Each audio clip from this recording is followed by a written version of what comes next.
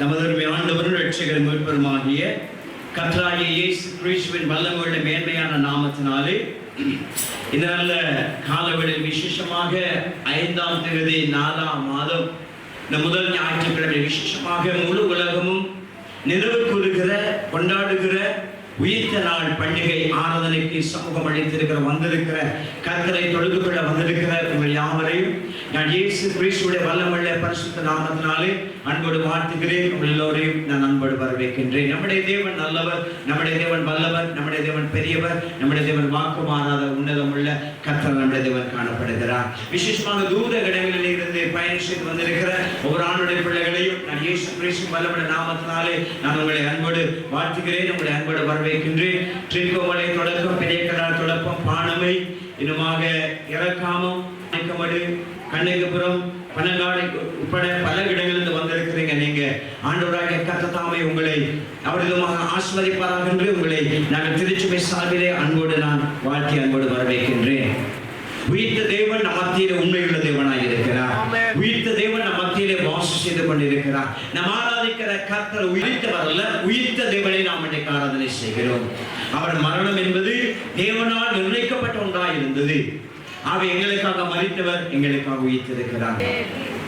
மறுபடியும் ஆண்டவர் இரட்சகரும் மீட்பருமாகிய இயேசுவின் நாமத்தினாலே உங்கள் எல்லோரையும் நான் அன்போடு வாழ்த்தி உங்கள் எல்லோரையும் நான் அன்போடு வரவேற்கின்றேன்.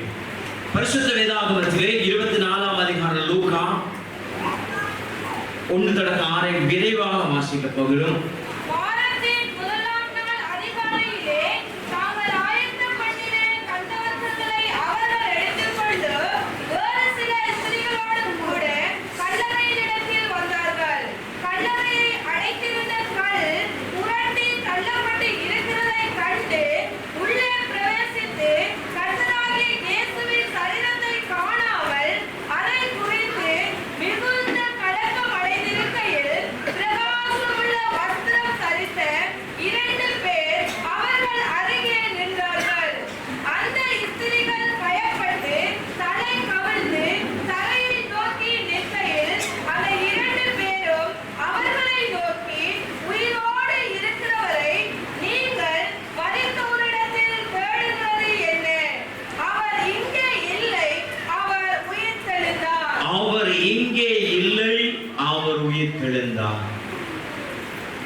உயிர்த்த தேவனை, உயிரோடு இருக்கிறவரை நீங்கள் மரித்தோரிடத்தில் தேடுகிறது என்ன? அவர் இங்கே இல்லை, அவர் உயிர்த்தெழுந்தார் என்று அங்கே லூக்கா எழுதினதை காணும். லூக்கா நிருபம், லூக்கா சுவிசேஷ புஸ்தகம் அங்கே எழுதி இருக்கிறதை காணக்கூடியதாக இருக்கிறது. இன்றைய நாள் ஆண்டவராகிய இயேசு கிறிஸ்து உயிரோடு இருக்கிறார். இன்றைய நாள் ஆண்டவராகிய இயேசு கிறிஸ்து மரித்த கல்லறை அண்டையிலோ அல்லது ஆண்டவராகிய இயேசு கிறிஸ்து மரித்து அடக்கம் பண்ணப்பட்ட எந்த இடத்திலோ அல்லது ஆண்டவராகிய இயேசு கிறிஸ்து எந்த குகைகளுக்குள்ளே அவர் இல்லை, அவர் உயிரோடு எழுந்து விட்டார் என்பதை நான் நினைவு கூறுகிற பண்டிகை நாளிலும் நாங்கள் நாளிலே நாங்கள் வந்திருக்கிறோம். அருமை நானுடைய பிள்ளைகளே, இயேசு கிறிஸ்து இல்லை, அவர் உயிரோடு எழுந்தார். He is risen. அவர் உயிரோடு எழுந்திருக்கிறார். அவர் உயிர்த்தெழுந்து அவர் எங்கள் மத்தியிலே இருக்கிறார். இந்த காலவேளையிலும் நாங்கள் பார்க்க போற காரியம், உயிர்த்தெழுந்த ஆண்டவராகிய இயேசு கிறிஸ்து எங்களுக்கு பலவிதமான நன்மைகளை, பலவிதமான கிருபைகளை அவர் கொடுக்கிறார். பலவிதமான ஆச்சரியமான, பலவிதமான அற்புதமான காரியங்கள் நம்முடைய வாழ்க்கையிலே செய்கிறார். அவர் உயிர்த்தெழுந்த தேவன் நமக்கு செய்கிற காரியங்கள், உயிர்த்தெழுந்த தேவனா, உயிர்த்தெழுந்த தேவனுடைய வல்லமையை நாங்கள் எந்த வடிவிலே பார்க்க முடியும் என்பதை நாங்கள் 3 குறிப்புகளுக்குள்ளாய் இந்த காலவேளையிலே நாங்கள் பார்க்க போகின்றோம். உயிர்த்தெழுந்த தேவனுடைய காரியம், அந்த உயிர்த்தெழுந்த தேவன் எங்கள் வாழ்வில் செய்த மகத்துவமுள்ள காரியங்கள் என்னவென்று நாங்கள் பார்க்க இருக்கிறோம். முதலாவதாக நாங்கள் திருப்பிக் கொள்வோம் 2 கொரிந்தியர் 5ஆம் அதிகாரம் 15வது வசனம். 2 கொரிந்தியர் 5:15.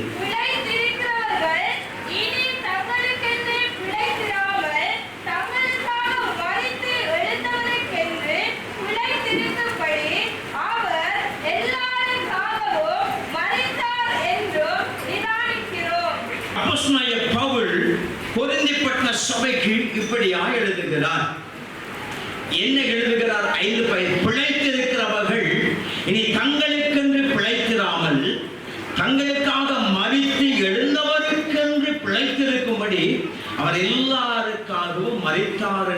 தியானிக்கிறோமே. இந்த உயிர்த்த நாளை நாங்கள் கொண்டாடி கொண்டிருக்கிறோம். உயிர்த்து பிழைத்த தேவனை நாங்கள் இன்னைக்கு நோக்கி பார்த்து நாங்கள் கொண்டாடி கொண்டிருக்கின்றோம். நாம் இன்றைக்கு மரணத்தை ஜெயித்த தேவனுடைய உயிர்த்த நாள் ஆராதனைக்கு நாங்கள் வந்திருக்கிறோம். உயிர்த்த தேவனுடைய ஆராதனையில் வந்திருக்கிற நாம் இந்த உயிர்த்த தேவனுடைய ஆராதனையிலே உயிர்த்த தேவன் எங்களுக்கு சொல்லுகிற காரியம், உயிர்த்த தேவன் எங்களுக்கு கற்றுக் கொடுக்கிற காரியம், உயிர்த்த தேவனுடைய நாமத்தினாலே நாங்கள் பெறுகிற நன்மை அல்லது கிருபை என்னவென்று சொல்லி நாங்கள் பார்ப்போம் என்று சொன்னால், உயிர்த்த கிறிஸ்துவுக்காக நாம் பிழைத்திருக்கும்படி அவர் நமக்கு கிருபை கொடுத்திருக்கின்றார். முதலாவது உயிர்த்த தேவனுடைய உயிர்த்த நாள் ஆராதனையிலே நாங்கள் தெரிந்து கொள்ள வேண்டியது என்னவென்றால், நன்றாக கவனியுங்கள். உயிர்த்த கிறிஸ்துவுக்காக நாம் பிழைத்திருக்கிறோம். உயிர்த்த தேவனுக்காக நாம் பிழைத்து வாழும்படி கிருபை கொடுத்திருக்கிறார். மறுபடியும் இந்த வசனத்தை வாசிக்கும் பொழுது நீங்க பரிசுத்த வேதாகமத்தில் 2 கொரிந்தியர் 5:15 அப்படி எடுத்து வைங்க. இதுல மூடி வைத்திருக்கிறீங்க பைபிளை. Please open your Bible. 5:15 2 கொரிந்தியர். பிழைத்திருக்கிறவர்கள் இனி தங்களுக்கென்று பிழைத்திராமல், அப்படியே வச்சுக்கொள்ளுங்க. பிழைத்திருக்கிறவர்கள் யாரு? நீங்களும் நானும் தான்.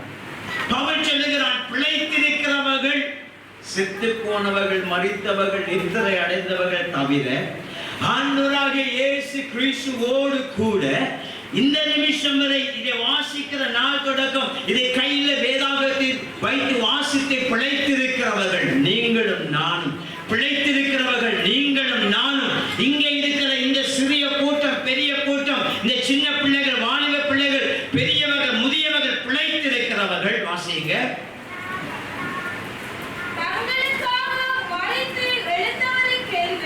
தங்களுக்காக, மறுபடியும் ஸ்டார்ட் அது வாசிங்க. பிழைத்திருக்கிறவர்கள் இனி தங்களுக்கு என்று பிழைத்திராமல், பிழைத்திருக்கிற நாம், ஆண்டவராகிய இயேசு கிறிஸ்துவின் உயிர்த்தெழுதலை தரிசிக்கிற நாம், இப்பொழுது உயிரோடு ஜீவனோடு இருக்கிற நாம், இனி எங்களுக்கு என்று பிழைத்திராமல், எங்களுக்காக, தங்களுக்காக, எங்களுக்காக மரித்து எழுந்தவருக்கு என்று பிழைத்திருக்கும்படி அவர் எல்லாருக்காகவும் மரித்தார் என்றும் நிதானிக்கின்றோம். பவுல் சொல்லுகிறார் கொரிந்தியப்பட்ட சபைக்கு, சபையாரே, பிழைத்திருக்கிற நீங்கள் நானும் இனி நமக்கென்று பிழைத்திருக்க கூடாது. இனி அவர் எங்களுக்காக மரித்து பிழைத்த தேவனுக்காகவே நாம் பிழைத்திருக்கிறோம். நம்ம எல்லாம் யாருக்காக வாழ்றோம்? நம்மளாம் யாருக்காக வாழ்றோம்? உண்மையே சொல்லுவோம். உன்னவர்களுக்காக இல்லை. நம்மளாம் யாருக்காக பிழைத்திருக்கிறோம்? ரொம்ப கஷ்டம் இந்த கேள்விக்கு பார்த்து.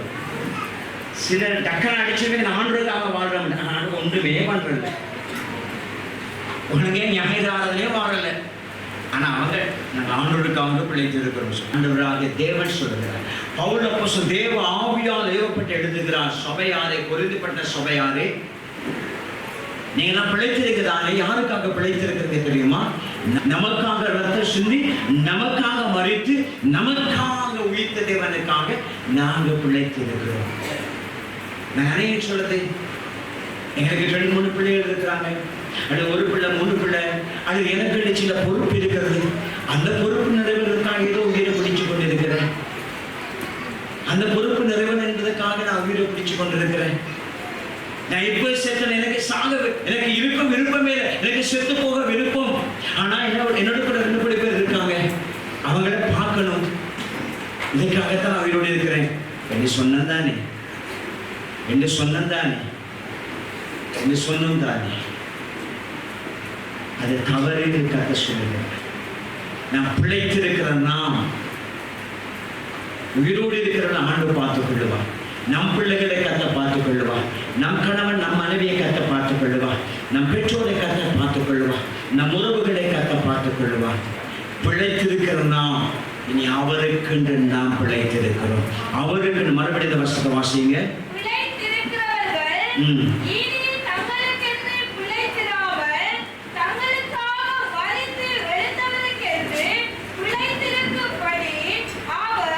எல்லா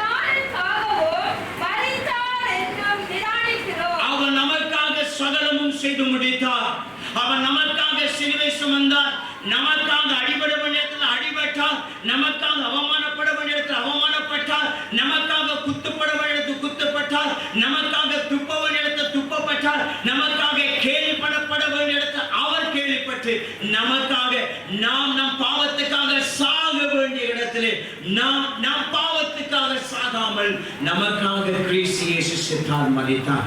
ஆகவே அவர் நமக்காகவே மரித்து அவர் நமக்காகவே பிழைத்திருக்கிறபடியால் எனக்காகவே அவர் எல்லாம் செலுத்தினார். அவர் எனக்காகவே எல்லாம் செலுத்தினார். அவர் எனக்காகவே சகலதும் செலுத்தினார். நான் இன்றைக்கு தான தர்மம் பண்ண தேவையில்லை. நான் இன்றைக்கு என் பாவத்தை தொலைக்க எதுவுமே பண்ண தேவையில்லை. அவர் சிந்திய ரத்தத்தை நான் விசுவாசிக்கும் பொழுது அவர் சிந்திய ரத்தத்தினாலே நான் மீட்பை பெற்றுக்கொள்ளவனாக மாற முடியும். என் பாவத்தை தொலைக்க நான் எந்த புண்ணிய ஸ்தலங்களுக்கும் எந்த பாத யாத்திரைகளுக்கும் நான் எந்த பணத்தையும் நான் செலவு பண்ணுவதனாலே என் பாவம் தொலைந்து போகாது. என் பாவம் தொலைந்து போக எனக்காக மரித்து எனக்காக பிழைத்த தேவனை நான் நோக்கி பார்த்து விசுவாசித்து இரத்தத்தால் என்னை கழுவும் என்று சொல்லி அவருக்குள்ளாக அறிக்கையிட்டு அவர் ஆண்டவரே எனக்காக நீ பிழைத்தபடியால் உமக்காக நான் பிழைத்து உமக்காக நான் வாழுவேன், உமக்காக நான் ஏதாவது செய்வேன், உமக்காக என் ஜீவன் இருக்கும் வரை உத்தமமாய் வாழுவேன் என்று சொல்லும்படி சொல்லுவதற்காகத்தான் கர்த்தர் எங்களை வைத்திருக்கிறார். இதை விட எங்களுக்கு சொல்லுவதற்கு என்று எதுவுமே கிடையாது, இல்லை.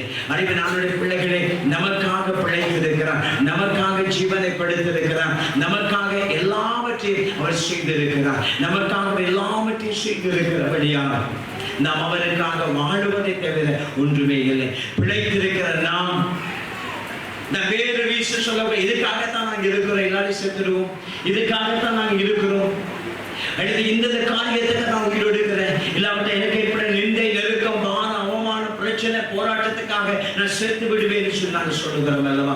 அதற்காக கர்த்தர் இயேசு சிலுவை சுமக்கல, அதற்காக கர்த்தர் இயேசு பாடுபடல, அதற்காக கர்த்தர் இயேசு அடிபடல, அதற்காக கர்த்தருடைய சரீரம் எல்லாம் கிழிக்கப்படல, அதற்காக அவருக்கு ஆயிரக்கணக்கான துவாரங்கள் சரீரத்திலே காயங்கள் வந்து விடல. நீங்கள் நான் அவருக்காக பிழைத்து நீங்கள் நான் அவருக்காக எங்களால் இயலுமானதை எல்லாம் இழந்தவருக்கு என்று வாழும்படி நாம் இன்றைக்கு பிழைத்திருக்கிறோம். இது நீங்கள் நான் இந்த சத்தியத்தை மறந்துவிடக்கூடாது. ஆண்டவருக்காக நாங்கள் வாழ வேண்டும், ஆண்டவருக்காக ஏதாவது செய்யும், அதற்காக தான் கர்த்தர் ஜீவனோடு வைத்திருக்கிறார். ஆண்டவருக்காக வாழும்படி ஆண்டவருக்காக பிழைத்து ஆண்டவருக்காக ஏதாவது செய்யும்படி தான் உங்களை கர்த்தர் வைத்திருக்கிறார். வேறு எதற்காகவும் வைத்துக் கொள்ளல, அதை நீங்க மறந்து விடக்கூடாது. இனிமேல் யாரும் சொல்லக்கூடாது நீங்க எதுக்காகத்தான் உயிர் வாழுகிறோம்,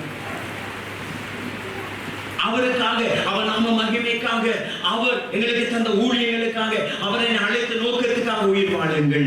அறிவு நானுடைய பிள்ளைகளே, இன்னைக்கு நீங்களும் நானும் நமக்காக ரத்த சிந்தி மறித்து அவருக்காக நாங்கள் வாழும்படி தேவன் தேவனாக அழைத்திருக்கிறார். தேவனுக்காக வாழுங்கள், live for God. அவருக்காக வாழுங்கள், அவருக்காக ஏதாவது செய்யுங்கள், அவருக்காக எங்களால் முடியுமானதை நீங்கள் நான் அவருக்காக வாழுவோம். எனக்காக என் குடும்பத்துக்காக எனக்காக எனக்காக எனக்காக செல்ஃபிஷ் இருக்கக்கூடாது. எனக்காக என் குடும்பத்துக்காக எனக்கு என் குடும்பம் எனக்கு என் குடும்பம் எனக்கு எனக்கு எனக்கு எனக்கு எங்களுக்கு எங்களுக்கு எங்களுக்கு எங்கள் குடும்பம் எங்கள் குடும்பம் எங்கள் இதுவே எங்கள் வாய்ப்பாடாக போய்விட்டது. ஆனால் தேவனுக்கென்று ஒன்றுமே சொல்லுவது இது தேவனுக்காக வாழ தேவனுக்காக இருக்கிற தேவனுக்காக உயிரை கையில் வச்சுக் கொள்றேன் சொல்லுகிற கூட்டம் குறைவாக இருக்கிறது. எங்களுக்காக எங்களுக்காக எங்களுக்காக எங்கள் பிள்ளைகளுக்காக எங்கள் பேர பிள்ளைகளுக்காக எங்கள் அடுத்த சந்ததிக்காக என்னதான் நாங்கள் எல்லாம் செய்கிறோம். ஆண்டவருக்கு ஏதாவது செய்யணுமா? அப்படி இருந்தாலும் 1 2 விரல் விட்டு என்கிற பாருங்க எங்கள் முழு வாழ்க்கையும் ஆண்டவருக்கு தான், எங்களுக்கு இருக்கிற எல்லாமே ஆண்டவருக்கு தான், ஆண்டவருக்காகத்தான் பிழைத்திருக்கிறோம், எல்லா ஆண்டவருக்காகவே பிழைத்திருக்கிறோம். சொல்ல முடியுமே ஆண்டவருடைய பிள்ளைகளே, உங்களை நான் சொல்ல முடியுமா? ஆண்டவருடைய பிள்ளைகளே, உங்களால் சொல்ல முடியுமா? சொல்லும்படி தான் கர்த்தர் நம்மை அழைத்திருக்கிறார். நம்முடைய வீட்டில் இருக்கிறவர்கள் ஆண்டவருக்கு என்று கொடுங்க. ஆண்டவரே இவர்கள் உமக்கென்று பிழைக்கிறார்கள். பிள்ளைகளை பார்த்து ஆண்டவரே இந்த பிள்ளைகள் உமக்கென்று தான் பிழைத்திருக்கிறார்கள், இவர்கள் உமக்கென்று பிழைக்கப்படி உமக்கென்று நடத்துங்க ஆண்டவரே. என்னுடைய தாய் உமக்கென்று பிழைக்கிறார், என் தாய் உமக்கென்று எடுத்துக் கொள்ளுங்க, உங்களுடைய நாம மகிமைக்காக. என்னை தகப்பன் உமக்கென்று தான் பிழைத்திருக்கிறார், என்னை தகப்பன் உமக்கென்று சுகப்படுத்தி உமக்கென்று வாழ பண்ணுங்க ஆண்டவரே. அவை வைராக்கியம் பெருகிருக்கிறது, டினோமினேஷன் வைராக்கியம் பெருகிருக்கிறது, அற்புதத்தை குறித்த வைராக்கியம், அதிசயத்தை குறித்த வைராக்கியம்,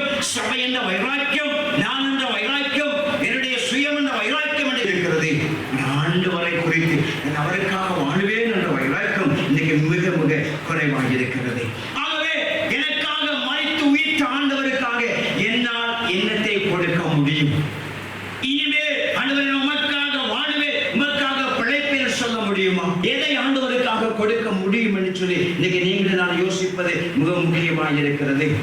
சொல்ல முடியும், ஆண்டவரே நீங்கள் தந்த பிள்ளைகளை உமக்கென்று தருவோம் சொல்ல முடியுமா? ஆண்டவரே நீங்கள் தந்த பேர பிள்ளைகள் உமக்கென்று பிழைக்கும்படி உமக்கு தருவோம், உடைய ராட்சியத்தின் பணிக்கு தருவோம் சொல்ல முடியுமா? ஆண்டவரே எங்க வீட்டில் நான் மட்டும்தான், நான் உமக்கென்று வருவேன், உமக்கென்று பிழைப்பேன் சொல்ல முடியுமா? இதுதான் அர்த்தமுள்ள உயிர்த்த நாள் பண்டிகை. இந்த தீர்மானங்கள் தான் அர்த்தமுள்ள உயிர்த்த நாள் பண்டிகை தீர்மானங்களாக இருக்க வேண்டும். எல்லாரையும் போல வந்தோம், எல்லாரையும் போல அமர்ந்தோம், எல்லாரையும் போல ஆராது, எல்லாரையும் போலையும் போனோம். இது அர்த்தமுள்ள ஆராதனை கிடையாது. அவருக்கு பிழைக்கும்படி அழைத்திருக்கிறார். Live for God. அவருக்காக வாழுங்கள். இந்த கிழமை அவருக்காக என்ன செய்யுங்க யோசித்து பாருங்க. இந்த கிழமைனா சொல்லலாம், வந்தோம், ஜெபம் பண்ணினோம், தியானம் பண்ணினோம், உபவாசம் பண்ணினோம் சொல்லலாம். ஆனா இங்க யோசித்து பாருங்க, உங்கள் வீட்டாரை கர்த்தருக்கு பிழைக்கும்படி கொடுத்துக்கிறீங்களா? உங்கள் வாலிப பிராயம், ஆண்டவர் இந்த வாலிபம் உமக்கு தான் ஆண்டவரே, இதை நான் உமக்கு தருகிறேன், இந்த வாலிப பிராயத்தை உங்களுக்கு பயன்படுத்த சொல்லுமா? இல்ல இல்ல இல்ல. அல்லது இந்த வாலிப பிராயம் ஃபுல் ஹாப்பியா இருக்க வேண்டிய பிராயம், வாலிபம் போனா திரும்ப வராது, இதற்கு இலக்கணம் சொல்றாங்க. வாலிபம் போனா திரும்ப வராது, என்ஜாய் பண்ற டைம்ல தான் என்ஜாய் பண்ணணும் அப்படி சொல்றாங்க. காலங்கள் போனால் திரும்பாது. அவை இருக்கிற காலங்களை கர்த்தருக்காக பிரயோஜனப்படுத்துங்க. வாலிபர் எல்லாம் அனுபவிச்சு பிறகு கடைசியில் ஆண்டவரை பார்க்கலாம். அதுக்குள்ளே செத்து போனா என்ன செய்ய போகிறார்? அதுக்குள்ளே வினா செத்து போனா என்ன செய்ய போகிறார்? இல்லை போகான். ஆண்டவருக்காக வாழுங்கள். மனிதனை குறித்த வைராக்கியம் இருக்கிறது. மனுஷனுக்காக வாழ்றோம், நான் உனக்காக வாழுவேன், நான் உனக்காக அது பண்ணுவேன், நான் உனக்காக இது பண்ணுவேன் சொல்லுகிறோம். எனக்காக மறித்த ஆண்டவருக்காக என்ன பண்றோம்? கர்த்தருக்கு கொடுங்கனாலும் கஷ்டம், ஊழியத்துக்கு வாங்கினாலும் கஷ்டம், ஆலயத்தை துப்புரவு பண்ண வாங்கினா கஷ்டம், ஆலயத்தை கழுவ வாங்கினா கஷ்டம், ஆலயத்தை ஒற்றை அடிக்க வாங்கினா கஷ்டம், உபவாச ஜெபத்துக்கு வாங்கினா கஷ்டம். அவருக்காக பிழைத்திருக்கிறோம். ஆமென் ஆமென். அவருக்காக பிழைத்திருக்கிறோம். மிஷனரிகளுடைய கதைகளை வாசித்து பாருங்க. மிஷனருடைய கதைகளில் அவங்களுடைய பெற்றோட அறிக்கைகளை வாசித்து பாருங்க. எங்களை வீட்டு எத்தனை பிள்ளைகள், நான் இந்த பிள்ளையை கர்த்தருக்கு கொடுப்பேன் என்று வாக்கு பண்ணினேன். இந்த பிள்ளையை கர்த்தருக்காக மிஷனரியா, இந்த பிள்ளையை கர்த்தருக்கு பணி செய்கிற ஊழியனாக, இந்த பிள்ளையை கர்த்தருக்கு பணி செய்ய போதகனாக நான் உருவாக்குவேன் என்று சொல்லி அவனுக்காக கையை வைத்து ஜெபம் பண்ணினேன். ஒரு நாள் வந்தபோது அவன் கர்த்தர் ஊழியக்காரனாக மாறினான். ஒரு நாள் வந்தவர்கள் மிஷனரியாக மாறினான் சொல்லி எத்தனை பேருடைய வரலாற்று பின்னணிகளை, வரலாற்றை நாங்கள் மிஷனரியுடைய புஸ்தகத்திலே படித்திருக்கிறோம். மிஷனரியுடைய சாட்சி புஸ்தகத்தை வாசித்து பாருங்க. அதை சொல்லுவார்கள், நான் ஆண்டவருக்காக என்னுடைய பெற்றோர் என்னை உருவாக்கினார்கள், என்னுடைய பெற்றோர் ஆண்டவருக்காக என்னை உருவாக்கினார்கள், என்னுடைய பெற்றோர் என்னுடைய தலையிலே கையை வச்சு ஜெபித்தார்கள். ஒரு வல்லவர் ஊழியக்காரர் இருக்கிற இந்தியாவிலே ஊழியக்காரர் மோகன், அவருடைய மகன் கடந்த கிழமையிலே ஒரு பைரபாவளி நடந்த பட்டமளிப்புக்கு கடந்து வந்திருந்தார். அவருடைய சரித்திரத்தை பார்க்கும்போது அவருடைய சொந்த இடம் மஸ்கலியா, நம்முடைய இலங்கை தேசத்தை சேர்ந்த மஸ்கலியா. அவர்கள் 9 வயதாக இருக்கும் பொழுது அவர்கள் இந்தியா தேசத்துக்கு போய்விட்டார்கள். அவருடைய தாய், அவருடைய கதைகளை சொல்ல, அவருடைய தாய் அவருடைய கருத்தை வைத்து நமக்கு நிறைய பிள்ளை இருக்கிறாங்க, ஆனா உன்னை கர்த்தர் ஊழியத்துக்கு அழைக்கிறார், உன்னை ஊழியக்காரனாக நான் மாற்றப் போகிறேன், உன்னை ஊழியத்துக்கு விடுவதா எனக்கு விருப்பம் சொன்ன தாய் அந்த மகன் மேலே கையை வைத்து ஜெபம் பண்ணுவாங்க. நாட்டில் ஓடியது 9 வயசுல ஓடிய போனாங்க, இந்தியா புரிந்து போனார்கள். நாள் வந்த பொழுது அவர் ஏதோ வகையில் கர்த்தரை அறிந்து கொள்ளக்கூடிய சூழ்நிலை உண்டாகினது. நாள் வந்த பொழுது அவரை கர்த்தர் தன் ஊழியத்துக்கு அழைத்தார். நாள் வந்த பொழுது அவர் ஊழியத்துக்குள்ளே அங்கே களமிறங்கினார். அவர் ஊழியத்தை ஆரம்பித்தார். அவருடைய சரித்திரத்தை பார்க்கும்போது அவருடைய ஊழியம் ஆரம்பிக்கும் பொழுது 9 பேரை வைத்து முதலாவது ஊழியம் ஆரம்பித்தார்கள். பயங்கரமான கஷ்டம், பயங்கரமான நெருக்கத்தில் ஊழியம் ஆரம்பித்தார்களாம். ஊழியம் ஆரம்பித்து சாக்குகள் போட்ட படங்குகள் அப்ப படங்கு சாக்கிறது, அதனால் செய்யப்பட்ட சுண்ணல் கூட தவிர்த்து தான் அவர்கள் ஆராதனை செய்வார்களாம். ஒரு நாள் இரவு, ஒரு நாள் காலை ஆளுக்கு வரும் பொழுது அந்த படகுகள், அந்த சாக்குகள் எதிர்த்திருப்பதை கண்டாராம். வேதனுடைய கண்ணீரோடு அந்த ஜெபம் பண்ணினாங்க 7 பேரும். பிறகு காலங்கள் பிறகு இன்னும் போனப்பட பொழுது அந்த மறுபடி சாக்குகளாலே அவர்கள் உருவாக்குற ஒரு சிறிய பந்தல் மாதிரி அடித்தாங்களாம். ஏற்பட்ட காற்று மழை அது இல்லாமல் ஆக்கிவிட்டதாம், ஒன்றுமே இல்லாமல் ஆக்கிவிட்டது. வெறும் தலையிலே நின்று கர்த்தரை பார்த்து ஜெபித்தாங்களாம். அப்பொழுது கர்த்தர் சொன்னாராம், உனக்கு நான் பிரமாண்டமான ஜனங்களையும் பிரமாண்டமான ஆலயத்தை நான் உனக்கு தருவேன் அப்படி சொல்லி கர்த்தர் சொன்னாராம். நாட்கள் சென்றது, வருஷங்கள் சென்றது. இப்பொழுது அவர்கள் கடந்த அக்டோபர் நினைக்கிறேன் இதுக்கு முன்பதாக சென்னையிலே சின்னமலை இடத்திலே அவர்கள் ஆலயம் கட்டினார். பல ஆயிரம் பேர் உட்கார 20 தொடங்கி 27 பேர் உட்கார ஆலயத்தை சின்னமலை பிரதேசத்தை கட்டியிருந்தார்கள். ஆனால் இப்பொழுது கடந்த அக்டோபர் அவர் ஆலயத்தை கட்டி திறப்பியிருக்கிறார்கள். 25,000 தொடக்கம் 30,000 பேர் ஒரே தரத்தில் உட்கார்ந்து ஆலயத்தை கட்டியிருக்கிறார்கள். அவருடைய மகன் சொன்னால் எந்த தூண்களும் எந்த பிலர்ஸும் எந்த தூண்களும் இல்லாதபடி அந்த ஆலயம் மிகவும் பிரமாண்டமாக கட்டப்பட்டிருப்பதாகவும், அந்த ஆலயம் கட்டப்பட்ட வந்த சவால் பிரச்சனைகள், அரசாங்கத்தால் வந்த சவால்கள் போராட்டங்கள், நீதிமன்றத்தால் வந்த சவால்கள் போராட்டங்களை குறித்து அவருடைய மகன் அங்கே சாட்சியாக அறிவித்தார். ஆனால் யூடியூபிலே அவருடைய ஓப்பனிங் செரமனி அழகான முறையிலே கடந்த அக்டோபர் மாத நிலையில் அது வெளிவந்தது. அவர் திருச்சபையின் இப்பொழுது முழு உலகத்துக்கும் இருக்கிற தலைவராக மோகன் அவர்கள் இருக்கிறார்கள். இதில் எங்களுக்கு மெச்சப்படத்தக்க ஒரு காரியம், இலங்கை தேசத்தை சேர்ந்தவர் 9 பேர் இந்தியாவுக்கு போனாங்க. சொல்ல வருகிற காரியம், அவருடைய தாய் ஆண்டவருக்காக நீ வாழ வேண்டும், ஆண்டவருக்காக நீ ஜீவிக்க வேண்டும், ஆண்டவருக்காக நீ பணி செய்ய வேண்டும் என்று 9 வயதிலே அந்த மகனுக்காக ஜெபிக்க தொடங்கினார். இன்றைக்கு அவருக்கு 50,000 ஜனங்கள் 25,000 பேர் ஆலயத்திலே 2-3 ஆண்டுகள் வைத்து உட்கார்கிறதாகவும், அவரிடத்திலே 300-400க்கு மேற்பட்ட முன்னிலை ஊழியர்களும் 1,500க்கு மேற்பட்ட பகுதியில் ஊழியர்களும் அவர்கள் பணி செய்வதாக சொல்லக்கூடியதாக இருக்கிறது. இதற்கு நாம் காண யார்? அந்த தாய் உனக்காக மறுத்து ஆண்டவருக்காக நீ ஊழியம் செய்ய வேண்டும் என்று அந்த தாய் அந்த மகன் மேல வைத்து கையை வைத்து ஜெபித்தது பிரதிபலன். இன்னைக்கு 50,000 பேரை வளர்த்துகிற ஒரு நல்ல ஊழியக்காரனாக நம்முடைய யோகி திருச்சபை ஊழியக்காரனாக கர்த்தர் தேவன் இந்தியாவில் வைத்திருக்கிறார். அப்படி அவருக்கு செய்ய முடியும் என்றால் ஏன் கர்த்தர் நம்முடைய பிள்ளைகளுக்கு செய்ய முடியாது? நீங்கள் நானும் நமக்காக மரித்த நமக்காக உயிர் தாண்டவருக்காக நாங்கள் பிழைத்திருக்கிறோம். நாங்கள் ஜீவிக்க இன்னைக்கு எங்களை ஒப்பு கொடுப்பது மிக மிக மிக அவசியமுள்ள ஒரு காரியமாக இருக்கிறது. கலாத்தியர் 2:20 வாசியுங்கள். கலாத்தியர் 2:20.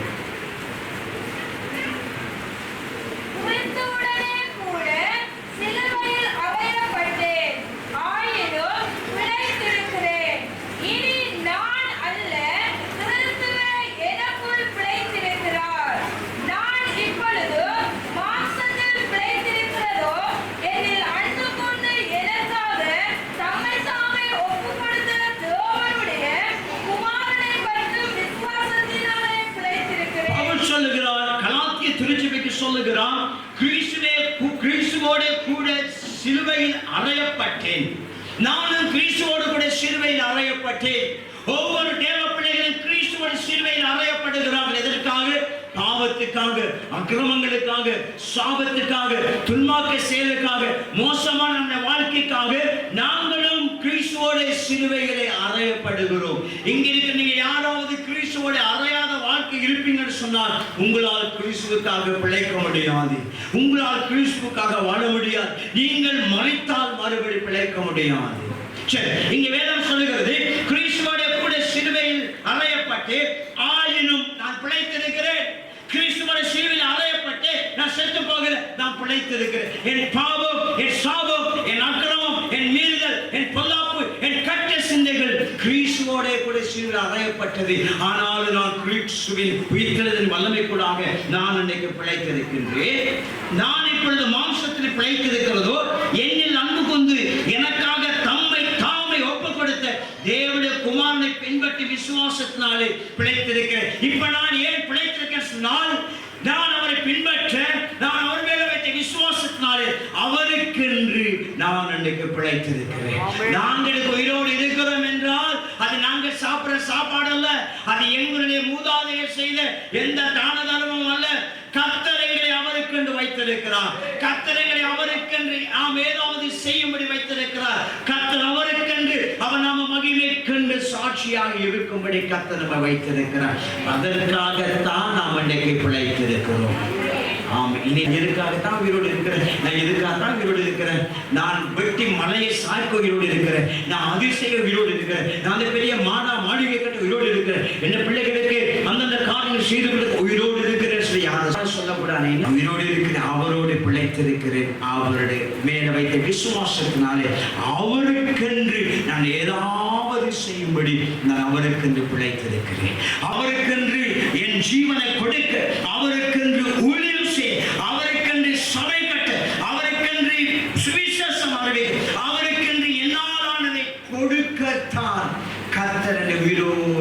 வைத்திருக்கிற உயிர்த்தெழுந்த ஆண்டவர். இரண்டாவது, நமக்காக மரித்த, நமக்காக உயிர்த்த ஆண்டவருடைய ஆதரவு இருக்கிற நாம் இரண்டாவது நாம் நோக்கி பார்க்க வேண்டிய முதலாவது, நாம் உயிர்த்த கிறிஸ்துவுக்காக நாங்கள் பிழைத்திருக்கிறோம். இரண்டாவது 2 கொரிந்தியர் 1:8-9 விரைவாக வாசிப்போம். 2 கொரிந்தியர் 1:8-9.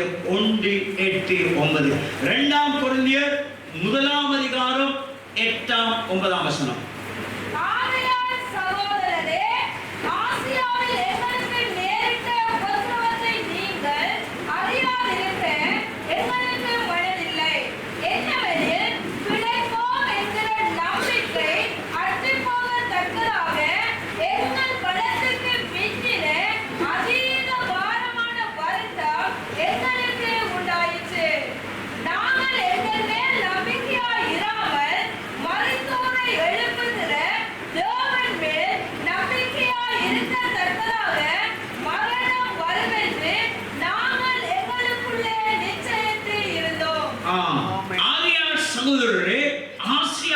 எங்களுக்கு நேரிட்ட உபத்திரவத்தை நீங்கள் அறியாதிருக்க எங்களுக்கு மனதில்லை. எங்களுக்கு நிறைய பிரச்சனை எங்களுக்கு ஆசியாவிலே வந்தது. மறுபடியும் கொரிந்திய பட்டணத்துக்கு தான் எழுதுகிறார். என்ன எழுதுகிறார்? பைபிளை படிவா திருப்பி வச்சு போடுங்க. 2 கொரிந்தியர் 1 அதிகாரம் 8-9 வசனம் திருப்பி வச்சு போடுங்க. 2 கொரிந்தியர் எங்களுக்கு தெரியும் என்று நான் தெரிவிக்கிறேன். நீங்கள் உயிர்த்தவரை மரித்தவரிடத்தை தேடுவது என்ன? சிலவரை புதிய ஏற்பாட்டு நூலை பழைய ஏற்பாட்டு நூலை தேடுவது என்ன? சரி, 8ஆம் வசனம் சொல்லுகிறது, ஆகையால் சகோதரரே, ஆசியாவில் எங்களுக்கு நேரிட்ட உபத்திரவத்தை நீங்கள் அறியாதிருக்க எங்களுக்கு மனதில்லை. என்னவென்றால், பிழைப்போம் என்ற நம்பிக்கை அற்று போகத்தக்கதாக எங்கள் பலத்துக்கு மிஞ்சின அதிக பாரமான வருத்தம், குழப்பம், பிரச்சனை, வேதனை, எதிர்ப்பு, சஞ்சலம், வறுமை, தரித்திரம் இல்லாமை எங்களுக்கு உண்டாயிடுச்சு. எங்களுக்கு பிழைப்போமா, ஜீவிப்போமா, மறுபடி ஊழியம் செய்வோமா, எழும்புவோமா, மறுபடி மிளிருவோமா, எந்த நம்பிக்கையும் அற்று போய் நாங்கள் கிடந்தோம். எந்த நம்பிக்கையும் இல்லை. பிரச்சனைக்கு மேல பிரச்சனை, கடனுக்கு மேல கடன், வியாதிக்கு மேல வியாதி, அடிக்கு மேல அடி, இடிக்கு மேல இடி எங்களுக்கு வந்தது. இல்லாமைக்கு மேல இல்லாமல், குழப்பத்துக்கு மேல குழப்பம் எங்களுக்கு வந்தது. நாங்க உயிர் பிழைப்போமா, நாங்க மறுபடி ஜெயிப்போமா, எழுந்து பிரகாசிப்போமா என்ற நம்பிக்கை எங்களுக்கு இல்லாமல் இருந்தது. நாங்கள் எங்கள் மேல் நம்பிக்கையாயிராமல், நன்றாக கவனிங்க சபையே, நாங்கள் எங்கள் மேல் நம்பிக்கையாயிராமல் மரித்தோரை எழுப்புகிற தேவன் மேல் நம்பிக்கையாய் இருக்கத்தக்கதாக மரணம் வரும் என்று நாங்கள் எங்களுக்குள்ளே நிச்சயித்திருந்தோம். அசலா எங்களுக்கு இனி சாவுதான் வரப்போகிறது. பிரச்சனை அவ்வளவு உச்சகட்டமாக இருக்கிறது. ஆனா எங்கள் நம்பிக்கை மரணத்தை ஜெயித்த ஆண்டவர் மேல நம்பிக்கை வைக்கிறோம்.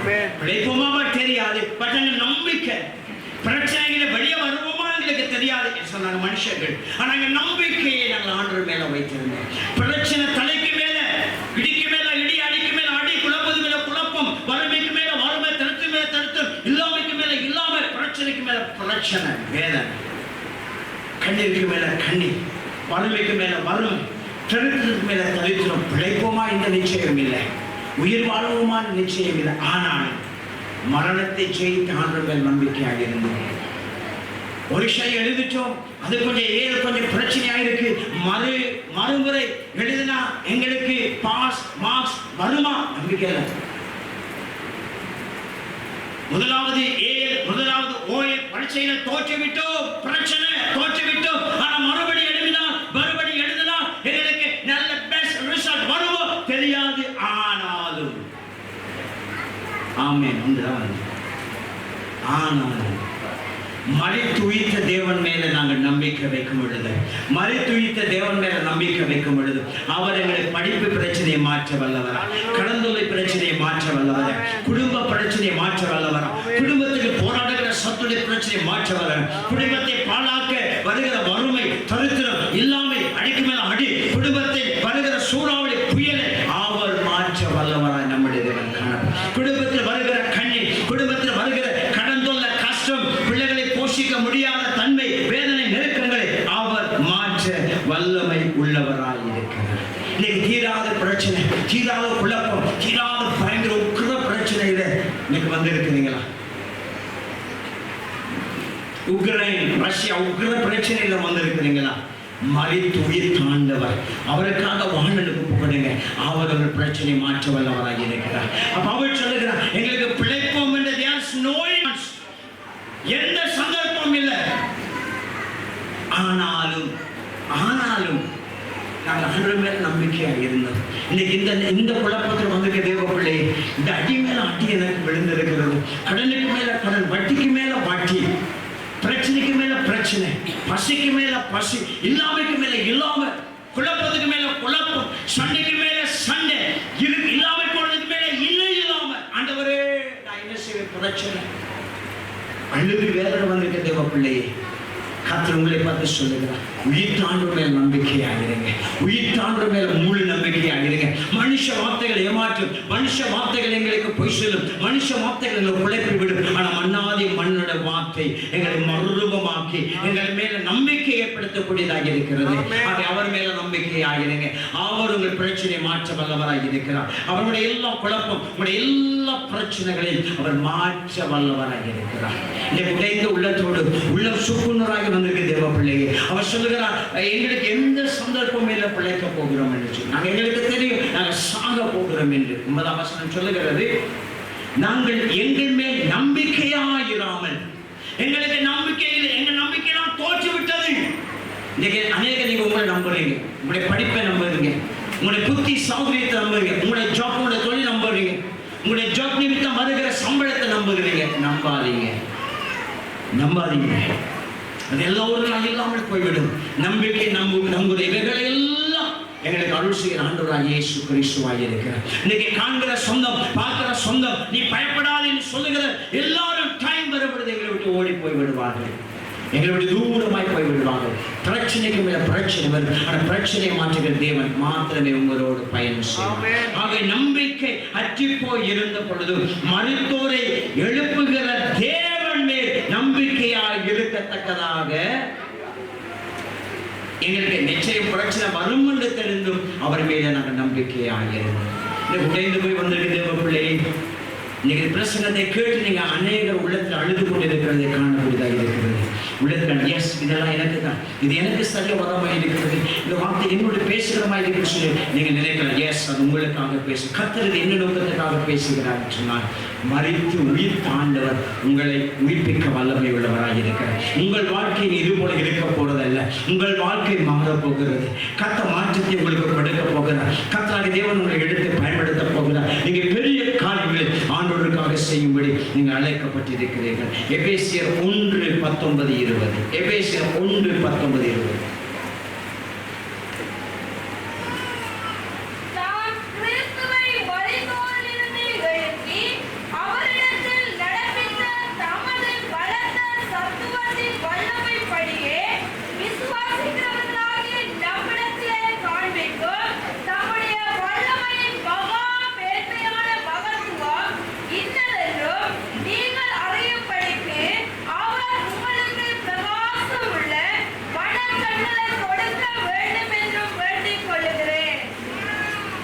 எபேசியர் 1ஆம் அதிகாரம் 8-9. ஆகவே எபேசியர் 1:19-20. எபேசியர் 1:19-20. நாம் கிறிஸ்துவை மறுத்தோழ்ந்து எழுப்பி அவரிடத்தில் நடப்பித்த தமது பலத்த சத்துவத்தின் வல்லமைப்படியே விசுவாசிக்கிறவர்களாக நம்மிடத்திலே காண்பிக்கும் நம்முடைய வல்லமையின் மகாமேன்மையான மகத்துவம் என்னதென்று நீங்கள் அறியும்படிக்கு அவர் உங்களுக்காக பிரகாசம் உள்ள மனக்கண்களை கொடுக்க வேண்டும் என்று வேண்டிக் கொள்கிறேன். எல்லா துரைத்தனத்துக்கும் அதிகாரத்துக்கும் வல்லமைக்கும் கர்த்தத்துவக்கும் இம்மை மாத்திரம் அல்ல, மறுமையிலும் பேர் பெற்றிருக்கும் எல்லா நாமத்துக்கு மேலாய் அவர் உயர்ந்திருக்கத்தக்கதாக அவரை உன்னதங்களில் தம்முடைய வலது பார்சல் காணும்படி செய்து எல்லாவற்றையும் நம்முடைய பாதங்களுக்கு கீழ்ப்படுத்தின அந்த சர்வ வல்லமுள்ள தேவன் நம்மோடு கூட இருக்கிறார். அவர் எல்லாரும் பார்க்கும்படி எல்லாருடைய பாதங்களையும் தனக்கு தன் எல்லா வல்லமை அதிகாரங்களையும் தன் பாதத்துக்கு கீழாக இயேசு கிறிஸ்து சொல்லுகிறார். உங்கள் பிரச்சனைக்கு தீர்வை நான் கொடுக்க போகிறேன், உங்கள் நெருக்கத்துக்கு நான் மாற்றத்தை உண்டாக்க போகிறேன், உங்கள் நெருக்கத்தின் பெருக்கத்தை நான் உங்களுக்கு கொடுக்க இருக்கிறேன், உங்கள் துக்கம் எல்லாம் நான் சந்தோஷமாக மாற்றப் போகிறேன், உங்களுடைய எல்லா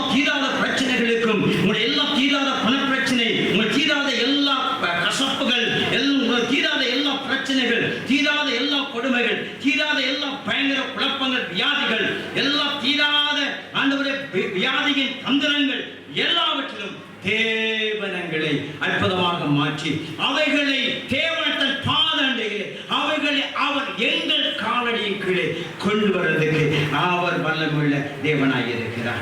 அவை வாக்கு பண்ணினவர், அவர் உண்மையுள்ளவராய் இருக்கிறார். அவை தேவ அன்பு எல்லா குறைவுகளை மாற்றி அது எங்களை உயிர்ப்பிக்க அது ஏதுவாய் இருக்கிறது. அந்த தேவ அன்பை நீங்கள் நான் இன்றைக்கு பெற்றுக்கொள்ள போகிறார். அந்த உயிர்த்த வல்லமையானது இன்னைக்கு உங்களை என்னை ஐக்கியப்படுத்தி தேவனோடு கூட இன்னைக்கு அதை உருவாக்குகிறது. அந்த உயிர்த்த வல்லமையானது இன்னைக்கு எங்களுக்குள் விசுவாசத்தை வர்த்திக்க பண்ணி பிரச்சனைகளை மாற்ற வல்லவரை அவர் மேல் நம்பிக்கை வைப்பதற்கு எதுவாக இருக்கிறது. நீங்க இன்னைக்கு என்னென்ன காரணத்தை போராடி கொண்டு இருக்கிறீங்க? அவிசுவாசங்களை மாற்றி விடுங்க. விசுவாசத்தோடு முன் பாருங்க. உங்கள் குழப்பத்தை எல்லாம் இயேசப்பா மாற்ற போகிறார். உங்கள் நெருக்கத்தை எல்லாம் இயேசப்பா மாற்ற போகிறார். உங்கள் கலக்கத்தை எல்லாம் இயேசப்பா மாற்ற போகிறார். உங்கள் கண்ணீரை எல்லாம் இயேசப்பா மாற்ற போகிறார். உங்கள் துக்கங்களை எல்லாம் இயேசப்பா மாற்றி கழுவி சுத்தமாக்க போகிறார். உங்கள் வியாதியின் பாடுகள் பிரச்சனைகள் எல்லாம் இயேசப்பா மாற்ற போகிறார். குடும்பத்தில் வருகிற எல்லா விதமான வறுமை, பஞ்சம், பசி, பட்டினி, தீராத கடன் தொல்லைகளை இயேசப்பா மாற்ற போகிறார். இந்த சகோதரி வியாதி நிமித்த மகளுக்காக ஜெபித்த பொழுது தேவன் அற்புதம் செய்தார். தேவன் அற்புதம் செய்தார். அங்கு மனித தயவுகளை உண்டாக்கினார். தேவன் பரிபூர்ணமான சுகத்தை அந்த மகளுக்கு ஏற்படுத்தினார். அந்த பிரச்சனையை தேவனாய் கர்த்தர் அவர்களுடைய பாத அண்டைக்கு அவர் கொண்டு வந்திருக்கிறார் அல்லவா? அவர் இதே போலத்தான் உங்களுக்கு எனக்கும் அவர் செய்ய வல்லவராய், அவர் செய்ய நல்லவராய் இருக்கிறார். அவை கர்த்தரை சார்ந்து கொள்ளுங்கள். அவர் பெரிய காரியங்களை நமக்கு செய்ய வல்லவராய் இருக்கிறார். ஆகவே நமக்காக மரித்துய் ஆண்டவருக்கென்று நாம் வாழ, நாம் பிழைக்கும்படி ஒப்புக்கொடுங்க. அந்த கர்த்தராகிய தேவன் உயிர்த்த வல்லமை உங்கள் பிரச்சனைகளை இன்னைக்கு மாற்றிக் கொடுக்க வல்லமை உள்ளதாக இருக்கிறது. மூன்றாவது கடைசி காரியம் யோவான் 11:25-26 கடைசி பகுதி. யோவான் 11:25-26. இயேசு அவரை நோக்கி, நானே உயிர்த்தெழுதலும் ஜீவனுமாய் இருக்கிறேன். என்னை விசுவாசிக்கிறவன் மரித்தாலும் பிழைப்பான். சரி, இப்போது அங்கே ஆண்டவராகிய இயேசு கிறிஸ்து, இது வந்து மரித்த லாசருவின் சம்பவமாய் இருக்கிறது. அவை அங்கு ஆண்டவராகிய இயேசு கிறிஸ்து சொல்லுகிறார். என்ன சொல்லுகிறார்? வாசிங்க. இயேசு அவளை நோக்கி, நானே உயிர்த்தெழுதலும் ஜீவனுமாய் இருக்கிறேன். என்னை விசுவாசிக்கிறவன் மரித்தாலும் பிழைப்பான். நான் தான் உயிர்த்தெழுதலும் ஜீவனுமாய் இருக்கிறேன். என்னை விசுவாசிக்கிறவன் மரித்தாலும் பிழைப்பான் என்ற நம்பிக்கையை